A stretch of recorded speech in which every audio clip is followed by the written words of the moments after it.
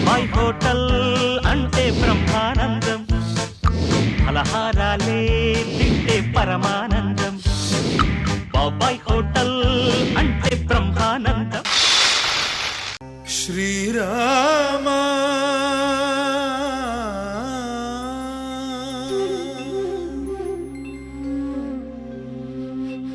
శుభకరుడు సురుచిరుడు భవహరుడు భగవంతుడెవడు, కళ్యాణ గుణగణుడు కరుణాఘనాఘనుడు ఎవడు, అల్లా తత్వమున అల్లారు ముద్దుగా అలరారు అందాల చంద్రుడెవడు, ఆనందనందనుడు అమృతరస చందనుడు రామచంద్రుడు కాక ఇంకెవ్వడు. తాగరా శ్రీరామ నామామృతం, ఆ నామమే దాటించు భవసాగరం. తాగరా శ్రీరామ నామామృతం, ఆ నామమే దాటించు భవసాగరం.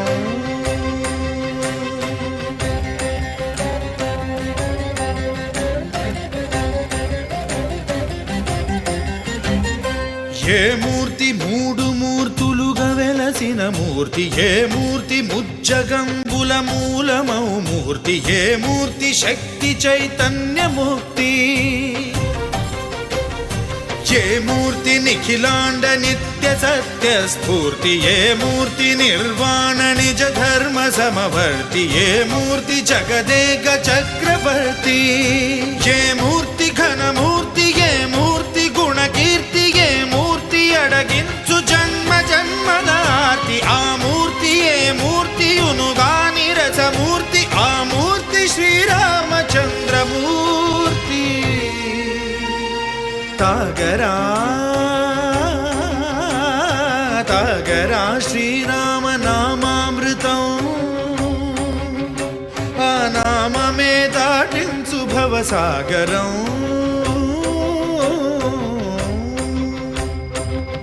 పాపమపని పమపని పమపని పమపమ శ్రీరామ పాపమపని పని సరి సని పమపని మపమ.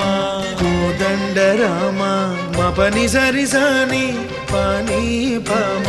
సీతారామ ఏ వేల్పు ఎల్ల వేల్పులును గొల్చెడి వేల్పు, ఏ వేల్పు ఏడేడు లోకాలకే వేల్పు, ఏ వేల్పు నిట్టూర్పు ఇలను నిల్పు,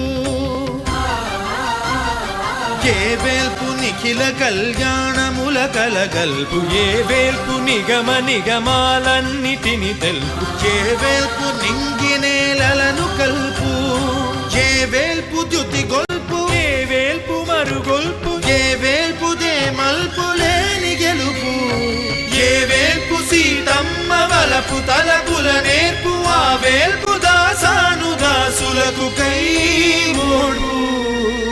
తాగరా తాగరా శ్రీరామ నామామృతం,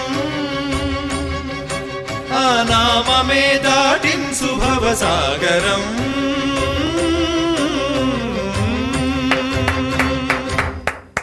ఆ రామచంద్రుడిని ఇక్కడ తీసుకొచ్చావు కదా, రామదాస్ చేసుకున్న పుణ్యం నాకు కలిగించి నిజంగా అద్భుతం నాయన. ఆ కవి హృదయం నాకు తెలుస్తోంది. చిత్రకారుడిగా అసలు ఆ అమృతాన్ని ఎలా దింపగలిగావయ్యా? ఏంటి నీ భావం ఏంటి అసలు? రామదాసు మన వాగ్గేయకారులు మనదైన భారతీయంలో అద్భుతమైన ఆధ్యాత్మిక తత్వాన్ని పోశారు. అందులో రామతత్వం అంటే పండగ పూట మా బాబాయ్ హోటల్లో ఈ బొమ్మ వేసే అదృష్టం నాకు కాబట్టి ఆ రామతత్వాన్ని వాల్మీకి తర్వాత మన రామదాసు అంత అద్భుతంగా పలికారు. ఆ తత్వం ఎలా వచ్చిందంటే రాముడు ఆశీర్వాదంతో నాకు వచ్చింది కాబట్టి ఆ తత్వాన్ని ఆ రామనామామృతాన్ని నేను ప్రపంచానికి పంచుతున్నాను. అమృతం ఎలాగ పంచుతున్నాను. దేవుడు దినం పెట్టుకున్నారా? శ్రీరామచంద్ర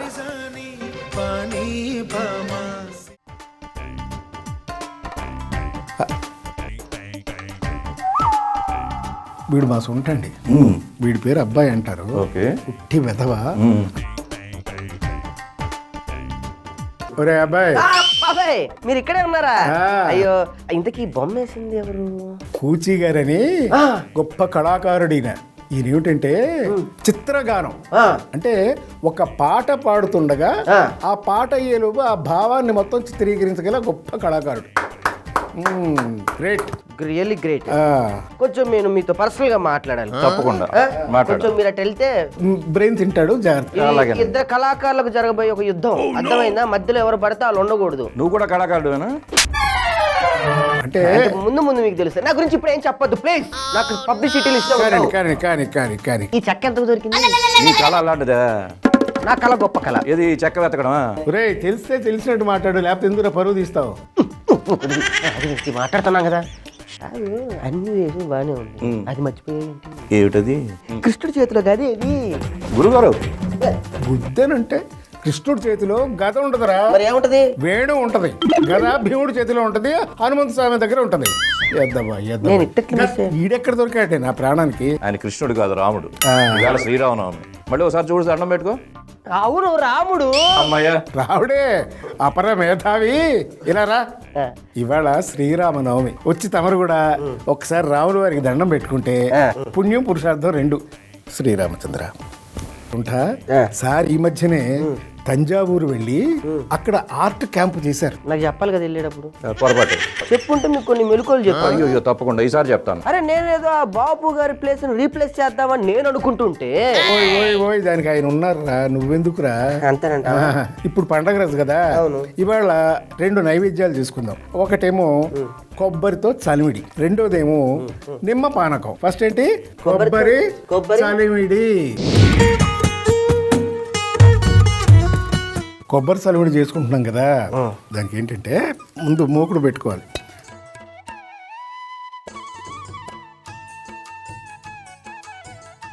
అబ్బాయి ఇదిగా నీళ్లు పోసుకోవాలి. అబ్బాయి పొద్దున నీళ్లు పోసుకొని వచ్చా నేను.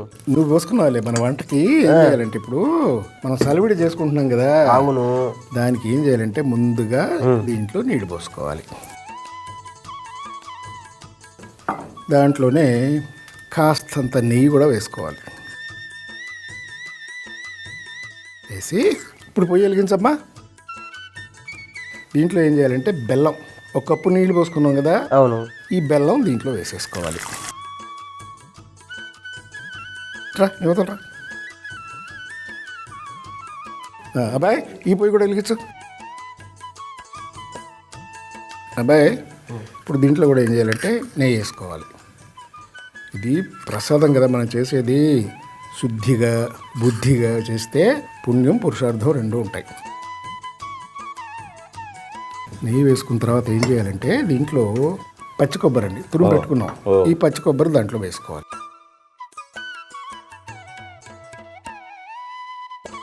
వేపాలండి ఇలాగా. చూస్తారేంటి? కానివ్వండి.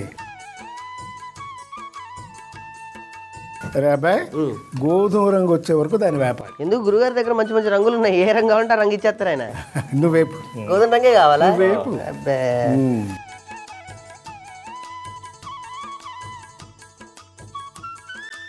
బాగా ఫ్రై అవుతుంది. బాబాయ్ ఒకసారి జరుగు, పక్క తప్పుకో. ఏంటి? అమ్మా గురుగారు ఆ, నేర్పించేయండి చెప్తా. నువ్వు ఆర్టిస్ట్ అన్నావు కదా, వేసి చూపెట్టి మీరు సంతోషిస్తా. నాకు కొంచెం నేర్పిస్తే ఆ. రాముడి బొమ్మ చెక్కేస్తా. ఆ. అసలు ఆ రాముడే దిగొచ్చే అక్కడ ఉండాలి. చెప్తున్నాను, నేర్పించండి చెప్తాను. చెప్పండి వాడికి. ఇక్కడ బొమ్మ కంట కూడా ముందర రామతత్వం తెలుసుకోవాలి. ఎవరు? రాముడు. రాముడు దైవాంశతోటి మానవుడుగా భూమి మీదకి వచ్చి మనిషి ధర్మ ప్రవృత్తితోటి ఎలా ఉండాలి, ధర్మాన్ని ఎలా నడపాలి, కుటుంబం పట్ల ఎలా ఉండాలి, తండ్రి పట్ల ఎలా ఉండాలి, తల్లి పట్ల ఎలా ఉండాలి, అన్నదమ్ములు భార్య పట్ల ఎలా ఉండాలి అనేది డైరెక్ట్గా మనకి అవతారంతో ఇక్కడికి వచ్చి మనకి చూపెట్టి ఇక్కడ రామరాజ్యం సృష్టించి వెళ్ళాడు. అందుకే అన్నారు, చంటి పిల్లలకు స్నానం చేయిస్తూ అంటారు, శ్రీరామ రక్ష నూరేళ్ల ఆయుష్ అని. అంతటి ఉత్తమమైన రాముడి ఆశీర్వచనం మనకు ఉండాలి, మన తరాలకు ఉండాలి, మన జాతికి ఉండాలి. అంతేగాని కొబ్బరి చెప్పు వేసుకుని తయారైపోవడం కాదు. చూసారా చక్కగా గోధుమ రంగు వచ్చేస్తుంది. ఇప్పుడు ఏం చేయాలంటే దీంట్లో కొద్దిగా గసగసాలు,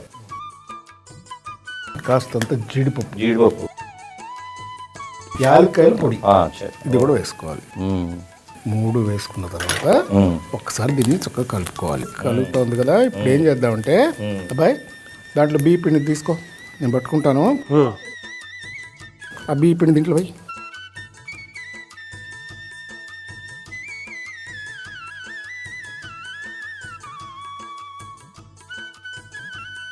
అబ్బాయి అది కొంచెం చిక్కపడే వరకు అలా తిప్పుతూ ఉండాలి. ఓకే,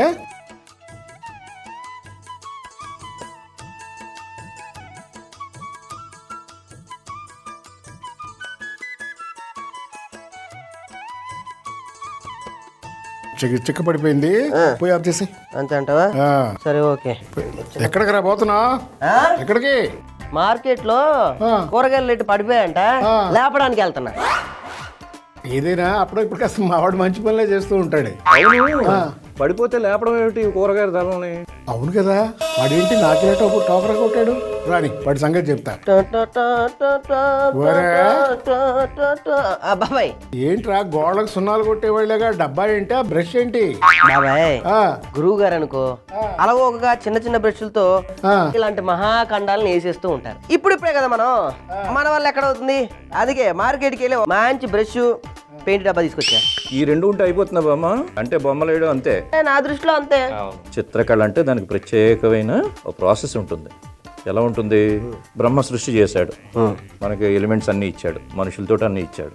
దీన్ని మళ్ళీ రీప్రొడక్ట్ చేయాలి, ప్రతి సృష్టి చేయాలంటే ఏం ఎలిమెంట్స్ వాడాడు, అందులో ప్రకృతిలో ఏమేమి ఉంటావో, సూర్యుడు ఉంటాడో, చంద్రుడు ఉంటాడో, మనిషి ఉంటాడో, నవ్వు ఉంటుంది, ఒక ఏడుపు ఉంటుంది. ఇవన్నిటిని రిజిస్టర్ చేయడానికి చిత్రకళకు కూడా కొన్ని సూత్రాలు ఉన్నాయి, 7 వర్ణాలు ఉన్నాయి, అలాగే 7 రేఖల చిత్రకళలో ఉన్నాయి.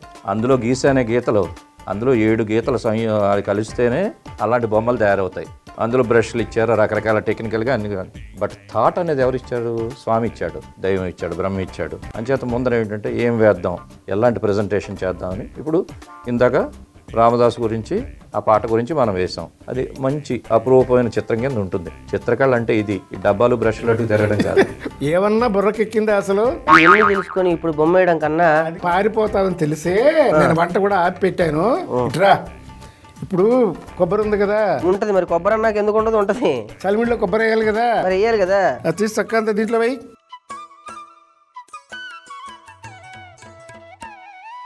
కాదు బాబాయ్, నేనా అన్ని రంగులు అవి తెచ్చుకోవడానికి వెళ్ళావు. తమరు ఏం చేశారండి హోటల్లో కూర్చొని? నువ్వు చేయాల్సిన పని కూడా మేము చేయాలి. ఏంటి సార్, ఒక్క నేను చూసుకోమంటాను సార్. ఊర్లో ఏదైనా పంచాయతీ జరిగితే నేను చూసుకో. బాబా ఇలాగే ఉంటాడు ఆయన. ఏమోనండి, చూస్తున్నారుగా మీరే.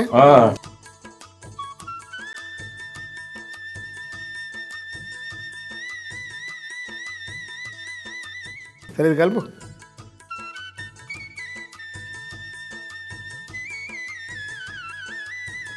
అబ్బాయి అయిపోయింది బాబాయ్. సలీముడు తయారైపోయింది, ప్లేట్లోకి తీసుకో.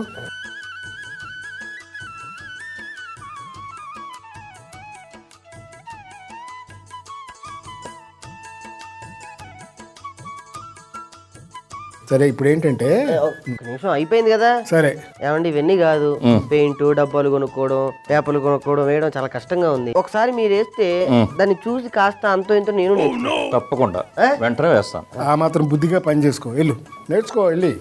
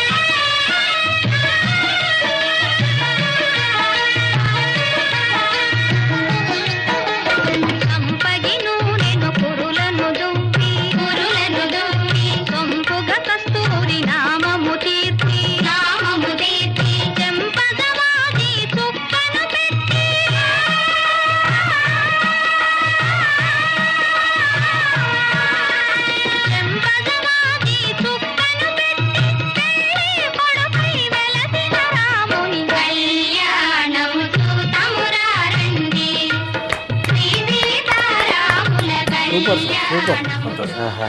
గురుగారు అంతా బాగుంది కానీ కాస్త అర్థం కావట్లే మట్టి బుర్ర కాస్త నాకు వివరిస్తారా? సీతారాముల కళ్యాణం అనేది మన ఇంటి పండుగ. ఎక్కడో జరగటం లేదు, మన గడపలో జరుగుతోంది, మన ఇంట్లో జరుగుతోంది.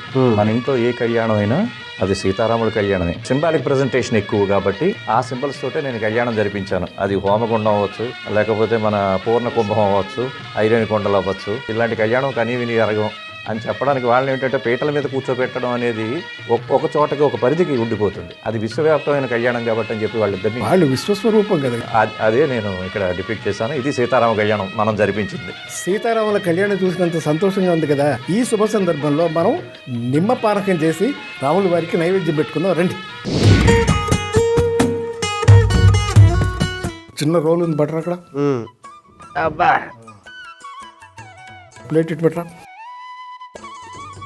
బాబాయ్ పానకం అనేది విన్నా, ఈ నిమ్మకాయ పానకం ఏంటి స్పెషల్ ఏంటి? పానకం అనేది యాక్చువల్గా ఏంటంటే కొంచెం చలవ చేయడం కోసం, ఇది ఎండాకాలం కనుక ఆ పానకం తాగితే చల్లగా ఉంటుందని చేస్తారు. దానికి కొంతమంది ఏం చేస్తారు, కొన్ని ప్రాంతాల్లో నిమ్మకాయ కూడా యాడ్ చేస్తారు. ఇప్పుడు ముందు మనం ఏం చేయాలంటే కాసిన మిరియాలు వేసుకోవాలి ఇందులో. దీంట్లో యాలక్కాయలు ఇవి రెండు వేసి చక్కగా పొడి కొట్టాలి. కొట్టు.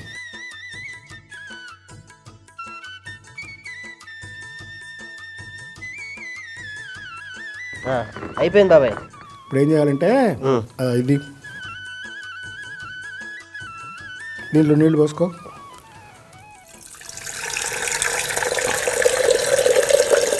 అబ్బాయి చాలు. ఇంకా బెల్లం వాళ్ళకు కూడా ఇయ్యాలి కదా. ముందు బెల్లం వేసుకోవాలి కదా, సరిపడా చూసుకోవాలి కదా. ఇప్పుడు దీంట్లో ఏం చేయాలంటే బెల్లం, దీంట్లో కొద్దిగా సొంటి పొడి వేసుకోవాలి. ఇప్పుడు చక్కగా నిమ్మకాయ తీసుకుని చక్కగా దీంట్లో పిండుకోవాలి.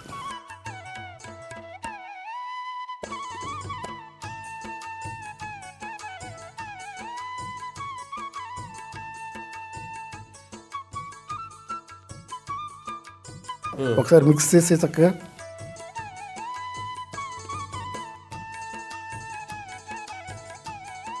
ఇప్పుడు ఇది పొడి దాంట్లో వేసుకో.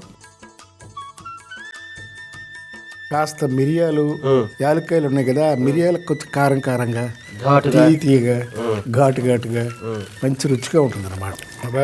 బాబాయ్ చక్కగా అక్కడ గ్లాసులు ఉన్నాయి తీసుకో. గ్లాసులో పోసి అక్కడ పెట్టేసాయి.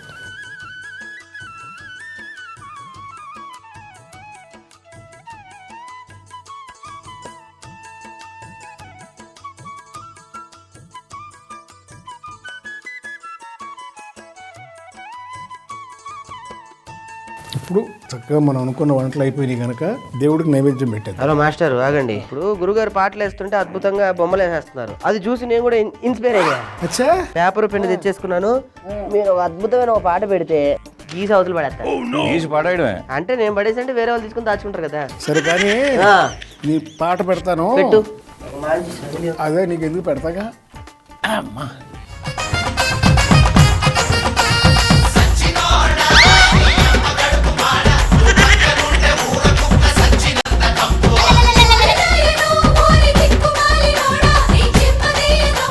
ఏంటి బాబాయ్ అది? ఏంటా పాట? మరేంటి ఆ పాట కాక ఏమొస్తుంది ఫేస్ కి? ఉన్న మూడు ఉత్సాహం సర్వం పోయింది ఆ పాట వినగానే. చి చి చి చి చి చి. ఇక్కడ నా వల్ల కాదు. హ్యాపీగా సెట్ దగ్గర సెంటర్ లో కూర్చొని మంచి బొమ్మ వేసుకొని వస్తా. పక్క తప్పండి బయటికి. అట్లయినా కాస్త ప్రశాంతంగా ఉంటాం మేము. ఈ పండగ అందరికీ శుభం కలగాలి. శ్రీరామచంద్ర. నైవేద్యం సమర్పయామి. రామచంద్ర సీతారామ సీతారామ. వచ్చాడు. ఏం బాబు, ఏదినైనా తమరు గీచిన చిత్రం పటం ఒకసారి చూపించు. ఏంటది? మరి లేకపోతే ఎట్లా వస్తుంది బాబాయ్? ఎక్కడికి వెళ్ళినా అవే పాటలు వినపడుతున్నాయి. రావాలయం మీద నుంచి చక్కటి పాటలు వినిపిస్తున్నాయి కదా మైక్ లో. వినపడుతుంది కానీ కాస్తంత ప్రశాంతంగా ఉండాలని. ఎక్కడికి వెళ్ళావు? కలుదుకం దగ్గరికి వెళ్ళా. ఓ పని చేయి. ఏంటో ముందు నైవేద్యాలు ఎలా చేసావో చెప్పు. అలా అడిగావు బాగుంది బాబాయ్. కొబ్బరితో చలిమిడి, కొబ్బరి చలిమి కడాయి పెట్టి అందులో నీళ్లు నెయ్యి వేసి బెల్లం వేసి మరిగించుకోవాలి. ఆ తర్వాత కడాయి పెట్టి నెయ్యి వేసి కొబ్బరి వేసి వేయించి అందులో గసగసాలు జీడిపప్పు యాలకుల పొడి వేసి కలిపి పక్కన పెట్టుకోవాలి. ఆ తర్వాత మరుగుతున్న నీళ్ళల్లో బియ్యం పిండి వేసి దగ్గర పడేంత వరకు కలుపుకోవాలి. చివరిగా అందులో వేయించిన కొబ్బరి తురుము మిశ్రమాన్ని వేసి బాగా కలుపుకుంటే కొబ్బరి చలిమిడి రెడీ. నిమ్మ పానకం ఎలా తయారు చేసామంటే నిమ్మ పానకం ఒక రోటిలో మిరియాలు యాలకులు వేసి పొడి చేసుకోవాలి. ఆ తర్వాత ఓ గిన్నె పెట్టుకొని అందులో నీళ్లు బెల్లం సొంటి పొడి నిమ్మరసం మిరియాల పొడి వేసి బాగా కలుపుకుంటే నిమ్మ పానకం రెడీ. ఇది రండి గురుగా బాబు తీసుకోండి మీరు. సంతోషం. చాలా ప్రసిద్ధ చిత్రకారుడు ఉన్నాడు, ముందర ఆయనకి ఇస్తాను. సరేరా ఈ కులకడాలే వద్దనేది. ఎప్పుడు అంతే సార్, నన్ను ఎవరు గుర్తించరు. ఇది గుర్తించాను కదా, తాగు. బయట వాళ్ళే గుర్తిస్తారు. సంతోషం. చక్కగా పానకం తాగి ఇవాళ పండగ పూట.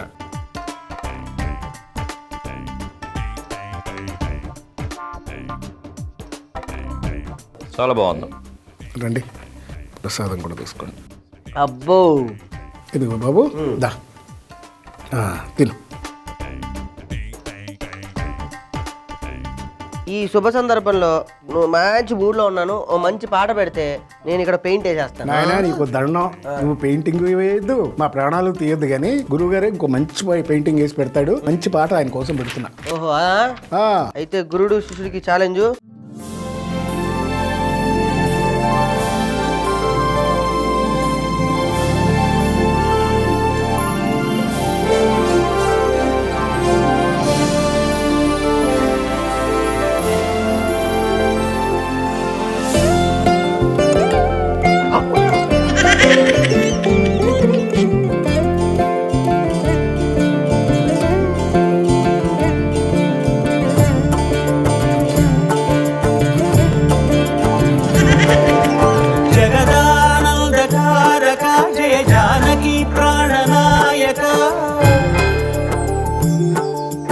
జగదానందకారక జయ జానకి ప్రాణనాయక శుభ స్వాగతం ప్రియ పరిపాలక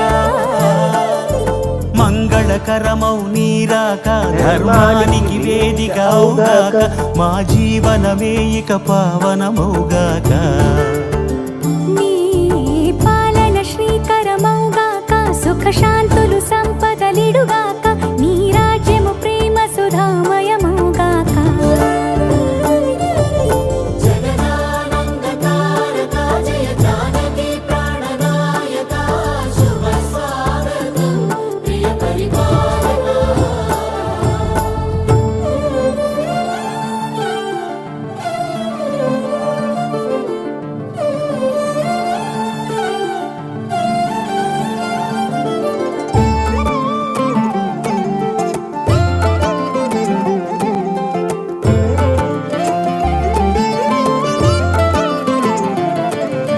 సార్వభౌమునిగా పూర్ణ కుంభముల స్వాగతాలు పలికి రాజమేళమణి ధర్మ దేవతే రాగమాల పాడే